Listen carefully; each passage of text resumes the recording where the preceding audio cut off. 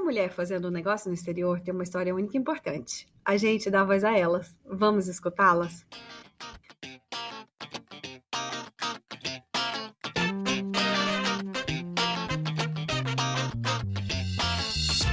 Bem-vindas, mulheres do business! Eu sou a Tatiana Metran, diretamente de Nova York, e hoje eu bato papo com a Liliana Becker.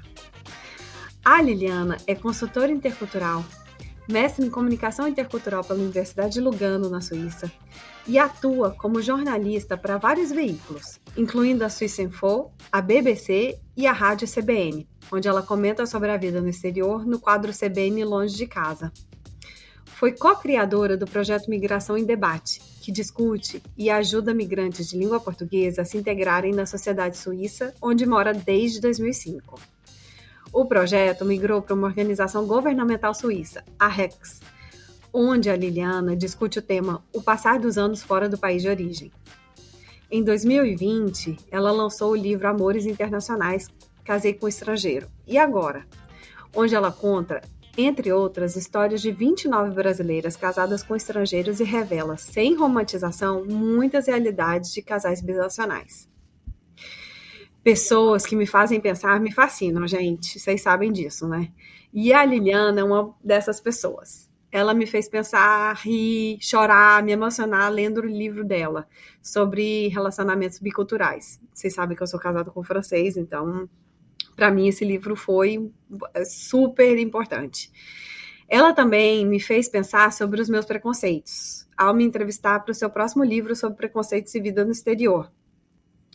E, recentemente, na semana em que eu defini o tema da terceira temporada do podcast sobre sororidade, um artigo da Liliana na plataforma Geni me saltou aos olhos. Ele dizia: brasileiras ainda não entenderam que sororidade é sobrevivência no exterior.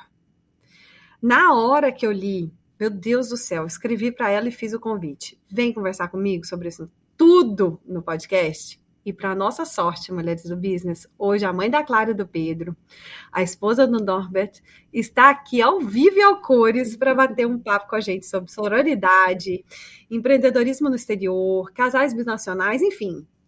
Let's bora escutar essa mulher do business incrível. Com vocês, Liliana Becker! Uhul! Adorei o Let's Bora.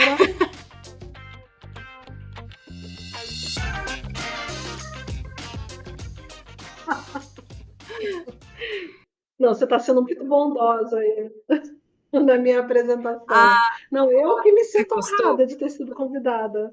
Uma pessoa chiquérrima em Nova York. A outra que só vive, entendeu, de Rolex. Nem relógio eu tenho. Você vive comendo chocolates suíços, entendeu? Se banhando no Reno, né? No Reno? Errei todo. É no Reno. Pode ser no Rio Reno, né? Rio Reno. Olha, eu como chocolate suíço mesmo, todo dia um pedacinho, mas só um pedacinho pequenininho do chocolate 70%, porque senão a gente engorda muito. Eu não tenho relógio e eu não me banho no Reno porque é muito gelada a água. Li, bora começar essa conversa, porque tem milhares de coisas para a gente falar. Você vai ter que voltar aqui umas 800 vezes. Eu já senti, a gente já conversou aqui no Esquenta e já temos papo aí, já temos tema para três episódios. Então, bora conversar, vamos falar do business. Como é que você foi parar na Suíça? Porque eu conheci meu marido em 2002 no Rio, ele é alemão, e ele estava lá trabalhando, e ele trabalhava para uma empresa suíça, e aí, por isso, enfim, a gente se casou em 2004, e em 2005 ele teve que voltar para uma vaga local, e aí pronto, aí eu vim, né? Então você mudou para cá porque você se apaixonou e você veio viver essa história de amor. Como é que foram os seus primeiros anos na Suíça? Nossa, muito difíceis. Eu sempre falo, né, que eu passei muitos anos, eu acho que os 7 primeiros dizendo que eu queria ir embora amanhã. Assim, se eu pudesse, eu ia embora amanhã. Uau. Sabe? Porque era muito difícil mesmo, o país é muito diferente, a cultura, o idioma, muito frio aqui, né? 8 meses de frio, as pessoas são muito fechadas. A Suíça, ao contrário aí de Nova York, é muito interiorana, sabe? Eu vinha do Rio, de uma cidade grande, com muito movimento. Ai, foi muito, muito difícil para mim.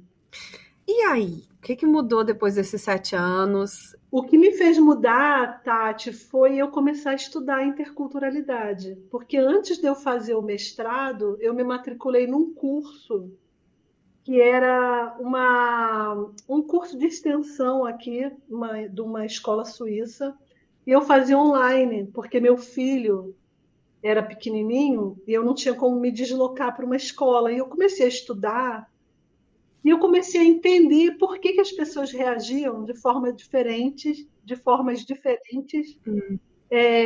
com os estímulos que eu estava acostumada. Então, eu comecei a entender a diferença cultural e comecei a estudar esses fenômenos e foi me fazendo, então é por isso. Ok. Por exemplo, Por exemplo, por que que o tempo era um fator de extrema importância aqui, a pontualidade, e por que que no Brasil não era? Aliás, o tempo como categorização cultural, um tempo muito ajustado ou não, tudo isso são formas de olhar uma sociedade, até de categorizar uma determinada sociedade. E eu nunca tinha pensado nisso, né? E uma pessoa do Rio de Janeiro, onde você marca às 2 para uma festa e começa às 4, sabe? o tempo é muito fluido, né? Exato. Falei, cara, então é por isso, é porque para eles é um valor, É. para eles o tempo não é fluido. E aí eu fui entender que na Revolução Industrial, me lembro dessa explicação, que as máquinas tinham um horário para funcionar, então os países passaram por esse processo de transformação mais fortemente, países aqui da Europa como Inglaterra, Alemanha, por que que eles davam tanto valor ao horário, à hora? Imagina, a Suíça faz relógio, né? Então, Exatamente. para eles também. Então, tudo isso começou a me dar vários cliques, sabe? E aí eu parei. Eu acho que eu passei a entender, e quando você entende, você acha que é menos pessoal, né? Que eles não estão com ódio de mim. É porque é assim, as coisas são diferentes. Acho que o meu mundo abriu um pouquinho. Que demais. Vamos falar sobre o seu livro? Esse livro aqui maravilhoso, gente, que eu fiz várias anotações. Eu amo esse livro, pelo amor de Deus. Obrigada. Eu queria morar nesse livro. Ele é muito bom porque ele retrata, como eu falei no início, né, a vida de casais binacionais. A maioria dos seus entrevistados e das histórias que você conta são mulheres. O que que te levou a escrever esse livro, Liliana? Então, na busca de respostas, Tatiana, na busca do entendimento, que eu já tinha feito esse curso, né? Depois eu fiz o mestrado, depois eu fui fazendo outros cursinhos sobre o tema, com outros enfoques e tudo, e eu pensei, gente, mas o pessoal fala dos grupos de times, né? Nessa área da interculturalidade tem muito isso. Grupos de times que trabalham, pessoas de diferentes nacionalidades, como é que abordam o cliente de uma forma diferente e tudo mais. Mas ninguém fala sobre os casamentos. Como é que essas pessoas que vivem intimamente, casais de culturas diferentes, como é que é isso? Que salada é essa, né? E uma coisa que me intrigava muito, além de eu viver essa situação com o meu marido alemão, aqui na Suíça, Tatiana, 49% dos casamentos são binacionais. Uau, 49, muita gente. É muito alto, é muito alto. E eu ficava assim, gente, como é que é nesse ambiente? Caramba, que mega desafio para esse país com famílias tão diversas, né? E como é que é isso, esse dia a dia? Quais são as dificuldades? Como é que as pessoas fazem? Como é que é essa questão com a sogra? Sabe? Criação de filho. Eu ficava com essas perguntas. E aí eu procurava, Tatiana, não tinha nada. Quer dizer, assim, tinha muito pouca coisa. Quando você procura na imprensa brasileira, em língua portuguesa, sobre casamentos interculturais ou na relacionamentos, é assim: grego se apaixona pela brasileira, Só clichê. sexualização da brasileira, mas só clichê, superficial. Aí tinha matéria, era quando teve a Copa do Mundo no Brasil, que o pessoal ficava se comunicando por aplicativo e tudo mais, mas muito clichê. E aí, quando você procura em inglês, você acha uns livros bem interessantes, que eu comprei todos para pesquisar. Achei muitas pesquisas interessantíssimas nos livros.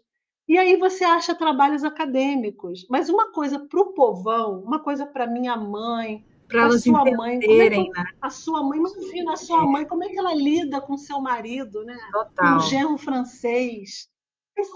Quais são os espaços que você não deve, a linha de espaço que você não deve ultrapassar, os limites? Como não interferir tanto num casamento desse, porque eventualmente para o seu marido alguns valores são muito importantes e para sua mãe não são, ou para você. Então, enfim, eu queria muito falar disso. E aí foi assim, eu comecei. Não, e tem uma coisa que eu achei interessante também, é que não é só, quer dizer, são as histórias que são muito marcantes, a gente vai falar sobre elas, inclusive eu quero saber de você qual que é uma história que te marcou, mas é, é, tem coisas muito práticas, tem dicas excelentes para quem está começando um relacionamento, por exemplo, coisas que você está ali apaixonado, entendeu? Nem está pensando, mas que são pontos, como você mesma fala, tem assuntos que são linha da faixa de Gaza, assim, vai dar problema. E se você não discutir sobre aquilo antes, se você não souber como que a pessoa lida com aquilo antes, e expectativas vão ser criadas e isso mais para frente pode vir a ser um problema. Então, melhor a gente já, vamos conversar sobre isso, sabe? Essa coisa de, sei lá, vou dar um exemplo aqui do que você falou, a questão de criação de filho, gente. É super complexo quando você tem duas culturas, entendeu? Você tem dois universos que são completamente diferentes, com bagagens diferentes que vão trazer aquilo, né, para o seu dia a dia e que vai ter uma super interferência depois, inclusive no seu business, porque como que você vai organizar sua vida em família vai ter uma influência de como que você depois, né, vai entrar no mercado de trabalho, enfim. Então, e o livro traz várias coisas, várias dicas. Eu sou um entusiasta desse livro aqui, gente. Inclusive, coloquei ele na lista de Natal para as pessoas. Obrigada. A gente vai falar sobre como que as pessoas podem achar esse livro aqui. Mas voltando, inclusive, então, na minha pergunta, que relato mais te marcou, Liliana? Antes de eu falar do relato, quero só te falar uma coisa. Por exemplo, essa coisa da dica que você falou, né? Eu acho que eu falo isso no livro. Se você está se relacionando com um cara, né? É bom você perguntar. Se você acha que é essencial que seu filho fale português, fala assim, o que você acha da gente de eu falar português com a criança e você a sua língua, né? Esse tipo de coisa tem que ser. É, E outra coisa que eu queria falar, esse livro não é um livro de autoajuda, ele é um livro jornalístico que vai trazendo questões, os cenários de casamentos de mulheres brasileiras com homens de 18 ou 19 nacionalidades. Histórias que me marcaram assim, me marcaram muito as histórias de opressão, principalmente as duas em que eu falo de tráfico de seres humanos no casamento, porque é impressionante o fato de um cara sair do país dele, rico, o cara sai lá da Suíça, enfim, e vai para o Brasil, ou ele poderia ir também para a Tailândia, enfim, onde tem vulnerabilidade econômica, ir lá pegar uma mulher, trazer para o país dele, casar no papel direitinho, trazer até filho, que tem uma história dessa, e chegar no país dele, pegar o passaporte dessa pessoa, restringir a alimentação até a circulação da pessoa dentro de casa e obrigar a trabalhar como prostituta para pagar o plano de saúde, porque aqui na Suíça, por exemplo, esse caso, que eu fiz uma entrevista aqui na Suíça de uma moça que era casada com um suíço. O plano de saúde aqui é obrigatório e não é baratinho. E aí o cara se arrependeu. Ele casou com ela, mas num determinado momento ele se arrependeu, tá me dando despesa, e botou ela para trabalhar e obrigou e disse: me dá seu passaporte, porque se você não for lá trabalhar, eu não te devolvo o passaporte, você não vai ganhar comida e tudo mais. Enfim, e outra coisa também que me impressionou muito foi um caso de uma mulher que morava, uma brasileira que morava no Chile, que o marido era super ciumento, Sim. né? Aquela menina, eu no dia daquela entrevista, eu fiquei assim passando mal, assim, eu fiquei péssima, não consegui dormir direito, porque ela dizia que ela estava desesperada, que ela queria ir embora de Santiago com as duas filhas que ela trouxe de um outro relacionamento, mas o cara assumiu como pai. Só que ele não deixava ela falar com a família, não deixava ela falar com o vizinho, ele ligava para ela o tempo inteiro. Não, Ela até nem no banheiro, no ela banheiro, fazia essa uma história coisa também super me marcou. horrorosa. E ao mesmo tempo em que ela estava se sentindo muito acuada e muito oprimida por aquilo, ela dizia que achava bonitinho que ele tinha ciúmes dela. Então eu fiquei pensando a que ponto o ser humano se sujeita por carência, né? Hum. E ela dizia que estava juntando dinheiro para comprar as passagens e colocava no forro do casaco, né? E eu fiquei, ela falou para mim que ela tinha emagrecido muito, ela era bem magrinha, porque ela não estava conseguindo, de tão nervosa que ela estava com aquela situação. E eu fiquei assim muito impressionada com aquilo tudo, sabe? Como que uma pessoa pode viver assim, nessa tensão, né? É, duas coisas me marcaram nesses relatos. A primeira delas é justamente esse sentimento de que a gente, ao mudar para o exterior, a gente vai encontrar um homem e que esse homem vai encarnar a proteção, né? Que é muito essa coisa da carência desse caso. E a segunda coisa que me marcou muito nesse livro, que a gente vai falar mais para frente, mas eu queria ainda fazer outras perguntas para a gente ficar no livro, é sobre o fato de que várias dessas mulheres, quando elas fizeram esses alertas, né, contaram a história delas, dos casos difíceis, porque tem histórias alegres, tem histórias muito interessantes, de muito amor, de muita cumplicidade também, mas nessas histórias, né, que são relatos muito tristes, de histórias que não deram certo, de relacionamentos que não deram certo, e abusivos, é o sentimento dessas mulheres de dizer para você, eu tô dizendo isso para que outras não caiam na mesma cilada. E isso para mim, Liliana, assim, a gente fala sobre sororidade e o tema, né, dessa terceira temporada é sobre sororidade. Querendo ou não, essas mulheres, elas estão de uma certa maneira alertando, elas estão colocando às vezes a vida dela em risco, como essa do Chile, que ela tinha medo de falar com você e do marido descobrir, ele ficar, né, ter um ataque de ciúmes, mas ela disse, eu tô correndo esse risco, mas eu acho que é importante para outras saberem, e eu contar isso para você tá me dando força para eu poder sair dessa situação, É sabe? verdade. Verbalizar isso para você foi importante. Então, o seu papel nessa coisa da sororidade, eu não sei se você se dá conta. Não, não tinha me dado conta agora que você está falando. Mas faz todo sentido para mim, sabe? Da sua importância na sororidade dessas mulheres. Eu sou muito feliz do nosso caminho ter se cruzado, porque Ai, que eu te bom. acho fantástica. Acho que você é uma verdadeira incentivadora da sororidade. Obrigada. Não, posso falar uma coisa? Inclusive, essa menina, eu Sim, nunca tinha pensado nisso sob esse ponto de vista. E essa menina do Chile, é claro que essas entrevistas, elas foram, eu mudei os nomes, né, para proteger essas pessoas. E essa menina do Chile, quando a gente estava se falando, o marido dela ligou umas 4 vezes. A gente se falou mais ou menos 1h30, 2 horas. E você sabe, Tatiana, que quando ela estava me dando a entrevista, eu não dei minha opinião. Quando ela acabou de dar a minha entrevista, quando ela acabou a entrevista, eu acho que eu falo isso no livro. Eu falei, deixa eu falar uma coisa, olha, você, por favor, não faça isso. Você é muito mais forte que isso. Esse homem não te ama, ele te bate. Eu perguntei essas coisas. E eu falei para ela, olha, você é muito linda, você é muito mais do que esse cara, você não precisa disso, não sei o quê. Eu falei. Você sabe que ela me ligou uns 3 meses depois, dizendo que estava no Brasil, que ela tinha conseguido ir embora e que ela tinha tomado muita coragem com a conversa comigo. Eu fico até arrepiada de falar. E eu falei, gente, olha, se esse livro não serviu para nada, serviu para tirar essa moça dessa situação, né? É, Com certeza. E quantas outras? Eu tenho certeza que quantas outras já não tiveram. Quer dizer, o fato de relatar isso, sabe? É uma maneira de passar para frente essa experiência para que ela não se repita para outras.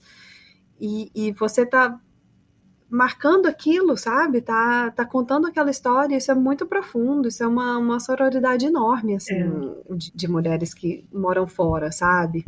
é. É muito importante você se precaver, é muito importante você aprender o idioma, é muito importante que a família desse cara te dê apoio, porque faz toda a diferença o apoio da família do marido quando você chega no país dele. Enfim, realmente é muito profundo, né? Que as pessoas não pensam, a gente vai no embalo, né? Da paixão. É, você vai no embalo e a gente, por mais que hoje você tenha muita informação de internet, sabe? Você consegue seguir sites, você consegue seguir grupos de Facebook de pessoas que moram naquele lugar e tudo mais. Existe uma experiência que é muito pessoal. Inclusive, no próprio livro, você fala essa definição sobre mulheres que você dá. Eu acho ela, assim, da mulher que sai, né? Do Brasil, eu acho isso fantástico quando você diz essa mulher casada com estrangeiro, portanto, é fruto da diversidade cultural do Brasil. Heterogênea, ela é pobre e abastada, branca e negra, analfabeta e pós-doutorada, do extremo sul ou do norte, mãe solteira ou sem filhos, viajada, nunca saiu de casa, sonhadora ou depressiva. Ela é tudo isso e mais um pouco. Isso para mim sabe, é muito complexo. Nós somos muitas. Então, Uhum, por mais que você tente, né, regrupar todas as informações e uhum, categorizar e homogeneizar, é muito difícil, porque cada uma vai ter uma experiência diferente, com uma cultura, sabe? Ela vai experienciar isso, uma brasileira do Sul indo uhum. sei lá, para a França, por É, exemplo, é uma experiência muito diferente da mulher do Norte que vai para a França. E até mesmo se você vai para a França, não estamos só falando de Paris, nós estamos falando de França, que ali mesmo já é 500 Franças diferentes. Então, é muito heterogêneo para a gente poder. E eu acho que você retratou bem, assim, no livro, todas essas matizes, assim. uhum, Eu fiquei curiosa aqui, porque muitas brasileiras elas migram de país, né, durante essa janela de tempo. A gente está falando dessa brasileira que ela vai migrar é, muitas das vezes quando elas estão no momento de crescimento da carreira delas, formação de família, né, ali bem nessa faixa entre 20 e 35 anos, acho que a maioria, né, delas. No seu livro, você enumera as razões pelas quais muitas brasileiras com nível universitário elas se frustram na tentativa de retomada profissional no país para onde ela vai. Você cita como diferença de currículo universitário, falta de proficiência no idioma local, preconceito por parte da pessoa que vai te contratar, falta de creche para deixar filhos, né, quando essa mulher tem filhos. Eu gabaritei todas essas razões. Eu gabaritei todas. Você foi colocando check. Tive aqui o diploma, tive que validar meu diploma. Depois, falta de proficiência no francês, tive também. Tive que trabalhar meu francês. Preconceito por parte de contratante. Podemos sentar aqui e fazer o programa inteiro só sobre essa parte. E falta de creche para deixar minhas filhas também. Ou seja, tirei 10 nessa cartilha. Tatiana, essa coisa do currículo é muito doida, né? Mas antes de eu entrar, né, eu quero só falar uma coisa. Aquilo que você estava falando das brasileiras, que nós somos tão diversas, e é por isso que eu estudei, eu quis focar na mulher brasileira, porque eu poderia falar sobre casais de, enfim, mulheres de outros países. Mas eu quis focar na mulher brasileira, porque se eu fosse falar de uma mulher sueca indo para os Estados Unidos, ou para a Alemanha, ou para a França, é totalmente diferente uma mulher dinamarquesa do que uma mulher brasileira, porque nós não somos europeias, nós somos latino-americanas, a gente não tem acesso a várias coisas que essas pessoas da Europa ou dos Estados Unidos, a começar pela língua, né, o inglês, no caso. Bem, então eu tinha que focar na mulher brasileira. E aí, quando você, fazendo a ponte disso que eu acabei de falar, com a questão do currículo, não é só você chancelar o seu currículo, como é que fala? Reconhecer. Mas é o seu currículo ser valorizado. Uma entrevista que eu fiz com um rapaz que fez a USP, ele falava para mim assim: eu saí do Brasil, eu me achava o máximo porque eu fiz USP. Claro, a USP é a maior universidade do Brasil, né? Não sei se é a Unicamp ou a USP, mas são as duas maiores, né? Mais reconhecidas e tal. Aí cheguei na Alemanha, eu falava, porque eu estudei na USP. Que USP? Que é a USP na fila do pão. E aí a pessoa, o que acontece? A pessoa se sente um lixo, né?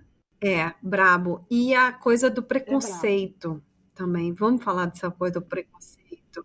Muito. Então, eu estou fazendo um livro sobre os preconceitos que a gente traz na mala quando vai embora do Brasil e os preconceitos que a gente enfrenta. E nas minhas pesquisas, Tatiana, eu descobri que era uma coisa que eu já desconfiava, mas eu não tinha elaborado. Hoje em dia, esse preconceito que a gente ouve, que é o preconceito cultural, o cara vai te entrevistar e ele fala assim: ah, não, mas você não tem a cultura da empresa, ou o perfil cultural dessa empresa. Na verdade, esse perfil cultural que eles falam hoje está muito implícito que você não tem a cultura do país porque você é de outro país. E quando você é de um país como o Brasil, porque quando a gente está no Brasil, a gente se acha, e a gente não tem noção da pouca importância geopolítica do Brasil nesse mundo.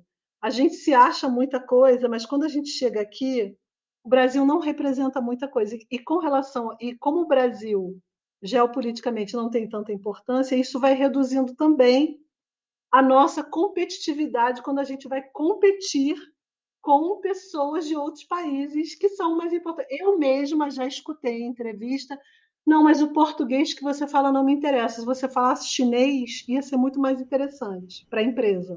Então, essa coisa de você não tem o perfil da empresa ou a cultura da empresa, tem muito do racismo, da xenofobia escondida, sabe? No exterior, sobretudo em países europeus e aqui nos Estados Unidos, há uma outra camada. Não é só essa coisa da cor de pele, sabe? Não, é a origem, é a origem.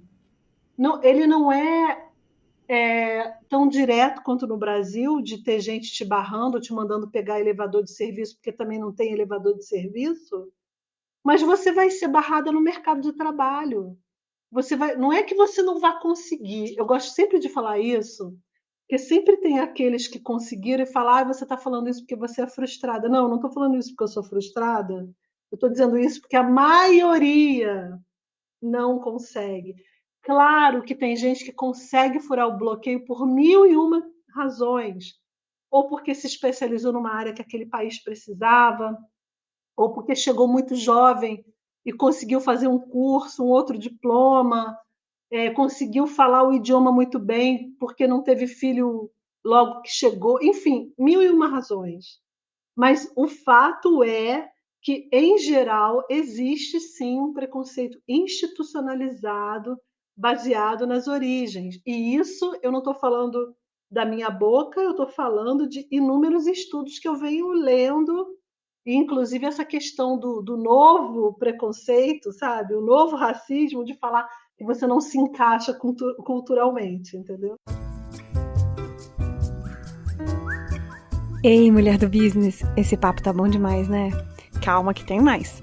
A gente ainda fala sobre descobertas relacionadas à vida, carreira no exterior e no final ainda rola aquele bate-bola rápido com a nossa convidada. Se puder, dê um print na tela e compartilhe essa belezura de podcast nos seus grupos e redes sociais para que mais mulheres possam conhecer e se enriquecer com o conteúdo único que criamos. E não se esqueça de marcar a gente na postagem. Prometemos te amigos no episódio seguinte. Vocês encontram a gente no Insta e no LinkedIn, digitando @Mulheres do Business. Agora, bebe uma aguinha e bora continuar essa conversa inspiradora?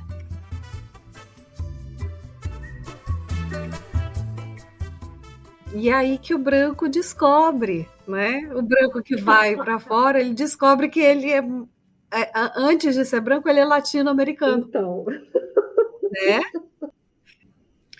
É porque para muita gente essa constatação é dura. Tem algumas pessoas que elas são, antes de tudo, elas são quase europeias. Então, tudo que essa latinidade não as afeta. aliás, Tatiana, isso que você falou agora até me deu um link que eu não tinha pensado. Quando você fala da sororidade, você imagina que uma galera desse grupo aí que quer ser europeu ou norte-americano, mas não é, mas acha que porque casou com um estrangeiro tem o direito de ser, ou porque pegou o passaporte, né, conseguiu pegar a cidadania, já é. Essas pessoas que eu já escutei, eu acho até que eu botei no meu livro que gato. Ah, não, eu acho que eu botei no segundo agora. A Suíça tem mais é que fechar mesmo as fronteiras. Isso aqui não é lugar para gato e sapato entrar. Uma brasileira falando de outras brasileiras. Esse tipo de pensamento gera uma falta de sororidade muito grande, porque é um fenômeno explicado pela psicologia social, em que você, quando consegue entrar no grupo, você despreza ou maltrata as pessoas que estão fora do grupo. Olha só, Não é? é aí que a gente vê os casos, né, de falta de sororidade e de tantas brasileiras reclamando que não tem apoio de outras brasileiras, que há muita competição aqui fora. Pois Menina, é. que interessante isso, hein? Que Interessante, recorte. né? Essa questão de formação de grupos é muito interessante, porque, inclusive, quando você se autodetermina participante de um grupo X, não significa que o grupo X tenha te adotado, mas você, no seu pensamento inconsciente ou consciente, se acha pertencente. Aí o problema é que, como o grupo X realmente, se ele não te adotou, olha a piração que vai dar na sua cabeça, né? E quando você eventualmente é adotada até a página 10 do grupo, você fica maltratando o pessoal que quer entrar, né? Porque você se acha tão especial que você quer se diferenciar do pessoal que está fora. Muito doido isso, né? Muito doido. Você está falando, você está entrando aí nesse ponto e me deu um declique sobre o empreendedorismo. Como que o empreendedorismo ele entra nessa jogada? Empreendedorismo feminino, por exemplo. Ele vem dessa vontade dessa mulher de pertencer a esse grupo dominante? Boa pergunta. Eu acho que tem muita empreendedora que entra nesse mundo por não conseguir se integrar, por não conseguir aprender o idioma, ou uma mulher que já tinha um filho, mãe solteira, nunca teve tempo de estudar, sabe? Vem da realidade que a gente sabe como é o Brasil, com um problema sério de educação. Como é que ela vai conseguir entrar no mercado de trabalho, estudar naquele outro idioma para entrar num mercado de trabalho super complexo? Acaba que essa pessoa, às vezes, ela vê a única saída no empreendedorismo, embora ela não tenha muito tino comercial. O que eu quero dizer com isso, Tatiana, é que isso não é um problema da pessoa, não.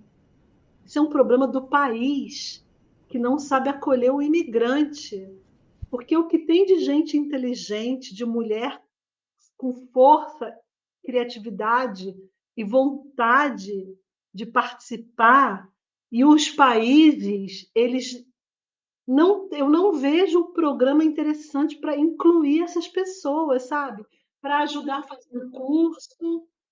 Eu acho isso um mega problema. É uma escolha que não é uma escolha.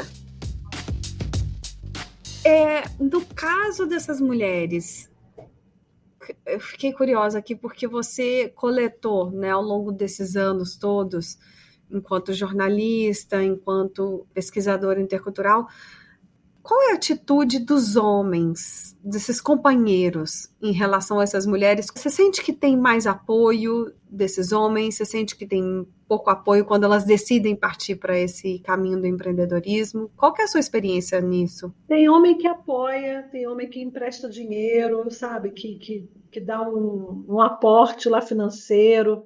Tem muita menina, né, que monta clínica de estética, assim.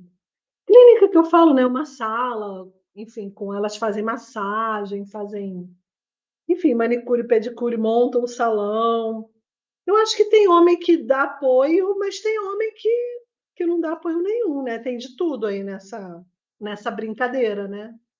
Acho que tem homem, por exemplo, o meu marido, ele super apoia que eu estude, que eu escreva livro, sabe? Ele é uma pessoa que me apoia. Como eu nunca quis fazer, eu não tenho o menor jeito para essas coisas, não sei nem fazer uma trança na minha filha. Então, assim, eu nunca quis montar um salão, fazer um negócio desse.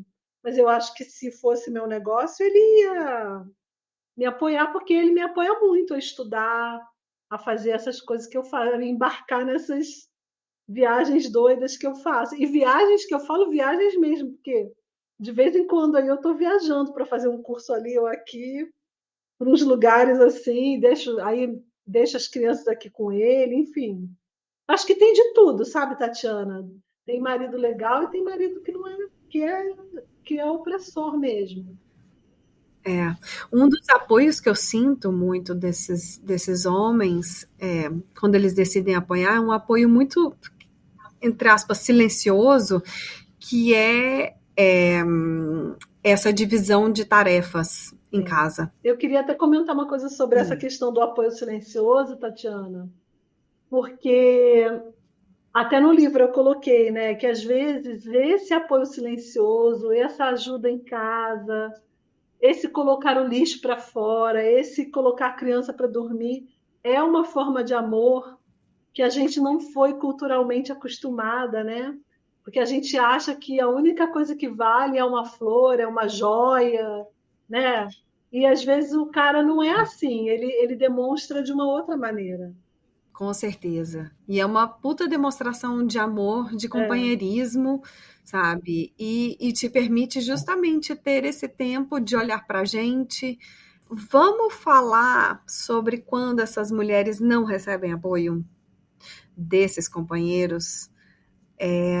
Onde é que elas acham esse apoio? Então, na sororidade, né? Nas amigas, nas amigas brasileiras da sororidade, das semelhantes, né?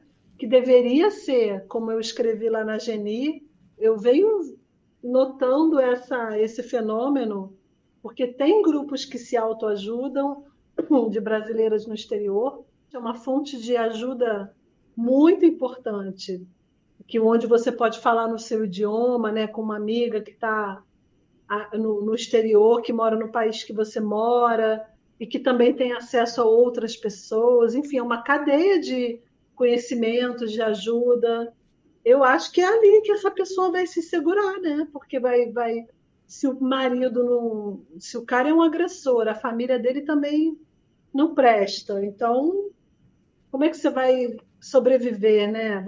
E outra coisa, né, Tatiana? Uma mulher que se casa assim, com um homem estrangeiro, tem filhos, ela não pode pegar as malinhas dela e ir embora, né? Só porque terminou o casamento. Ela vai ter que ficar, porque senão é praticamente considerado como Abandono de lar, né? não sequestro internacional, mas tem Quando ela leva. Quando ela leva as quando ela crianças, né? leva. Com certeza, é sequestro. Pois e aí essa pessoa vai ter que procurar com sua própria força interior e a ajuda desse grupo aí, dessa sororidade, se restabelecer, se reerguer, porque muitas vão encontrar verdadeiros algozes, né, pelo caminho, no caso de ex-maridos. Tem um relato que me marcou muito, foi quando do Bolo para Alegrar. Bolos para Alegrar. Que é um casamento de uma brasileira com um suíço, em que a sogra reclamava que ela sorria demais, que ela era alegre demais. que o riso e a alegria dela incomodavam a sogra, e ela explicou sobre a necessidade de seriedade para ser considerado confiável na sociedade, e que ela deveria ter se esforçado mais para ter tentado ser suíça. Gente, com esse relato eu fui morrendo por dentro, assim, sabe? Porque eu tive isso. É mesmo? Assim, não da minha sogra, mas eu tive isso de pessoas da família do meu esposo. E aí, esse relato aqui, para mim, me doeu tanto quando ela fala que chegou uma hora que ela procurou o grupo de brasileiras na região dela, que chama Lobas, então, alô, sororidade. Maravilhoso, eu conheço esse grupo. Pois é. E ela pôde comparar que não era necessário ela se anular para obter o respeito do marido estrangeiro dela e da família, e ela percebeu durante os encontros que essas brasileiras, elas viviam bem, que eram aceitas pelo que elas eram valorizadas exatamente por isso. E aí ela fala a seguinte frase: ali eu me dei conta que eu só tinha escassez. Ai, Liliana, puta que eu pariu. Pesado, né? Olha, isso me doeu porque você tenta tanto se encaixar, a gente tenta tanto. É aquela foto da tangerina, né? Não é uma tangerina que aí você quer botar um pedaço de uma outra coisa, né? Sabe? Acho que é uma maçã, quer botar um pedaço de maçã na tangerina, uma coisa assim. Você tenta se encaixar, tem um espacinho, mas não é você. Não é você. E aí você vai se contentando, você vai tentando se encaixar, e aí você vai vendo que é escassez, você vai vivendo na escassez, sabe? Você tá tão absorvida tentando ser essa nova pessoa que você não consegue ter uma profissão, você não consegue desenvolver o seu business, sabe?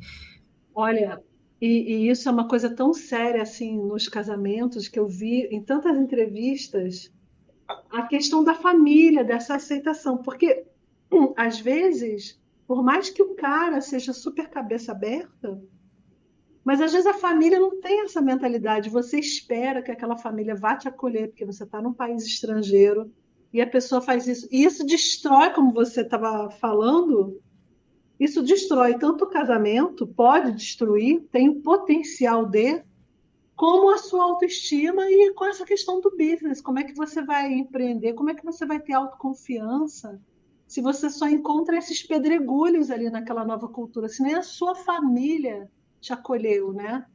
É muito difícil para uma pessoa empreender, tentar alguma coisa, tentar até fazer o caminho dela, né? É muito difícil.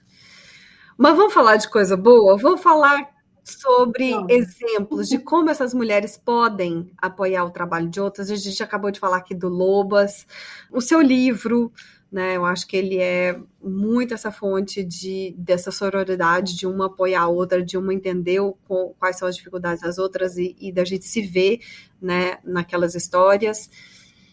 Que outros exemplos você acha que a gente teria? Eu acho que, para começar, é importante entender essa complexidade da brasileira, como a gente tinha falado, porque você é de São Paulo, né? Eu sou de Goiânia. Ah, tá, de Goiânia. Então, uma pessoa que saia, por exemplo, de São Paulo, de um centro tão grande assim, com acesso, entender que tem brasileira que não teve o mesmo acesso, que saiu às vezes de uma cidade do interior, que não teve oportunidade.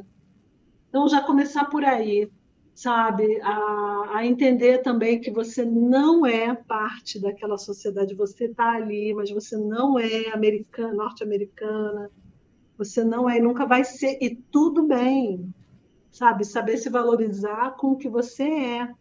A entender que nem todo mundo vai aprender o idioma de forma tão rápida, por questões mil.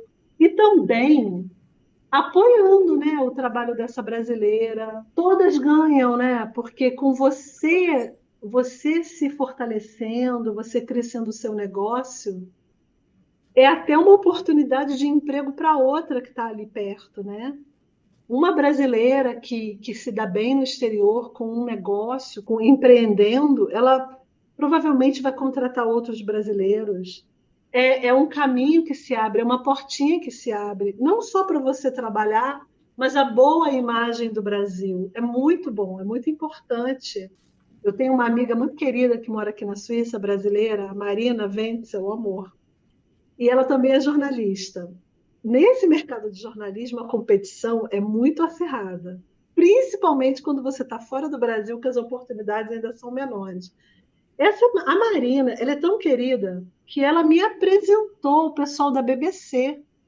Ela falou para mim assim, Liliana, você tem que escrever para a BBC. Ela mandou um e-mail para o editor falando que ela me conhecia, que eles tinham que me dar uma chance. E eu Olha, consegui ai, escrever. Olha que Marina. lindo isso. Não Marina, é? já te amamos. Não te conheço, mas já te amo, Marina. Ela é uma maravilhosa. Ela representa muito na minha vida, porque a Marina, imagina, ela fez uma matéria e me apresentou. Eu devo muita coisa a ela. Uma gratidão enorme. Assim, eu sempre falo isso para ela. Ela fala, nossa, Marina, você é fora da Cara, vírgula. não, mas fora da vírgula. Mas é isso, Liliana, isso é maravilhoso, porque, cara, é exatamente esse círculo virtuoso, sabe? É trabalhar na abundância.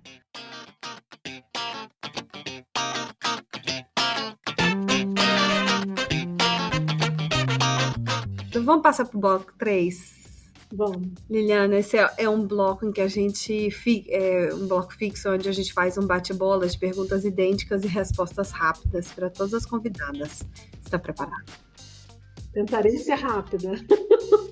Liliana, qual o primeiro produto ou serviço que você vendeu quando você era criança? Eu vendi quadro. Quando eu tinha 12 anos, eu entrei na aula de pintura. E eu fazia tanto tela em óleo e, na época, estava na moda quadro de espelho, que você pintava no vidro e botava um espelho por trás. Eu vendi vários para um primo. Que maravilhoso. Ele tem toda a sua coleção até hoje. Sim, bem fofinho, né? Fofo. Complete a frase. O meu fracasso profissional retumbante na Suíça foi... Continua sendo... Quando eu me interesso por uma vaga de emprego, me aplico e levo um não. Sonoro. Sonoro, não. Assim, não que eu queira largar minha carreira de escritora, né? Mas quando eu vejo uma vaga interessante nessa área migratória, que não é todo dia, que é uma coisa reduzida, eu penso, nossa, que legal, seria bom ganhar um dinheirinho extra, fazer esse trabalho. E eu? Não. Mas e aí, que aprendizado que fica desses nãos levados? A minha terapeuta diz que todo não é um aprendizado. Eu não sei, eu ainda não estou nesse nível, não. O que fica para mim é até que ponto essa pessoa não me contratou porque eu sou estrangeira ou porque eu nunca tenho e nunca vou ter exatamente as mesmas a mesma competitividade, o mesmo currículo valorizado que um suíço. Mas se ele quer uma pessoa para trabalhar com migração, por que ele não pega alguém com um ponto de vista de imigrante e fica pegando nativo, entende? Entendi. Só porque essa pessoa tem um super curso. Na verdade, ficam muitas questões. Eu não cheguei no nível ainda do aprendizado. Mas o que eu aprendi, tá bom, eu tenho que melhorar cada vez mais o meu alemão. Isso é fato. A sua frase de autossabotagem de estimação é? Quem você acha que você é para fazer um negócio desse? Tipo livro. Quando eu estava fazendo esse livro, eu ficava assim, mas tá metida, hein? Quem você acha que você é para fazer um livro? Ainda bem que você fez. Uma amiga que veio me visitar, Andréia, querida, maravilhosa, jornalista, veio aqui me visitar na minha casa, na Suíça. Eu falei para ela, Andréia, eu estou escrevendo aqui uns textos, eu queria, sei lá, quem sabe, um livro. Mas eu achei tão ridículo, parei, eu tinha escrito 30 páginas. Aí eu comecei a ler uns pedaços para ela, ela falou assim, Liliana, isso é maravilhoso, por que você parou? Eu falei, porque... nada a ver, quem vai ler isso? Eu. Aí ela falou, não, você tem que continuar. Amamos, André e Mariana, já amamos. Uma empreendedora que te inspira e que você convidaria para um business lunch. Eu vou te falar da Patrícia Sarinho, que mora aqui na Suíça, que ela é do Rio, E ela é empreendedora social e ela tem um projeto muito legal que se chama Força, Seu Nome é Mulher. E ela faz uns eventos aqui muito sobre empreendedorismo, que ela reúne 200 a 300 mulheres, você acredita? Maravilhoso. Eu fui num evento tem um pouco tempo e eu fiquei impressionada com a força dessas mulheres, como que a sororidade que o evento traz ali, aquela conexão é muito forte. Dinheiro não é problema. Para onde você levaria a Patrícia Sarim para almoçar nesse business lunch aí na sua cidade ou em Zurique, que é aí pertinho de onde você está? Eu ia levar ela para um restaurante que eu sempre chamo amigas para irem quando tá com um dia bonito. Ele se chama Zerose, ele fica no Lago de Zurique, é um deck, ele entra um pouco assim no lago. É muito lindo, adoro esse restaurante. Levaria a Patrícia lá. Gostei. Qual o borogodó das brasileiras no exterior? Eu acho que é essa flexibilidade, a criatividade e a simpatia, né? A gente realmente é um povo muito simpático, porque essa falta que a gente sente, né? Deles falarem um bom dia, deles olharem nos nossos olhos, a gente tem esse calor, a gente olha, a gente se importa com o outro que está ali sentado no banco, que está no banco do metrô, que está no banco do trem, que está no elevador, a gente quer fazer contato. Eu acho que esse é o nosso grande trunfo, mas eu acho que a gente tem que aprender que eles não têm e a gente tem que se orgulhar de ter e manter, sabe? Por mais que as pessoas não falem bom dia ou não respondam, a gente continuar com esse bom dia, mesmo que as pessoas não falem, good morning. E viva o bom dia da resistência, é o good morning da resistência. É isso, bom dia da resistência, adorei. Quem são as pessoas que fazem parte da sua rede de apoio aí? Ai, menina, é muita gente, porque são essas pessoas maravilhosas, né? Que te ouvem, que ligam para você, que eu posso entrevistar, que dividem a intimidade delas comigo. Isso, para mim, faz parte da minha rede de apoio, sim. Qual a sua melhor aquisição profissional na Suíça de menos de $10 e outra de mais de $100? Você vai me responder isso? Eu vou cortar essa parte na edição, porque vai aparecer na nossa newsletter a sua resposta. Então, você vai me contar para as mulheres do business poderem saber lá lendo a newsletter. Conta para mim. Eu acho que com menos de $10 e com mais de 100,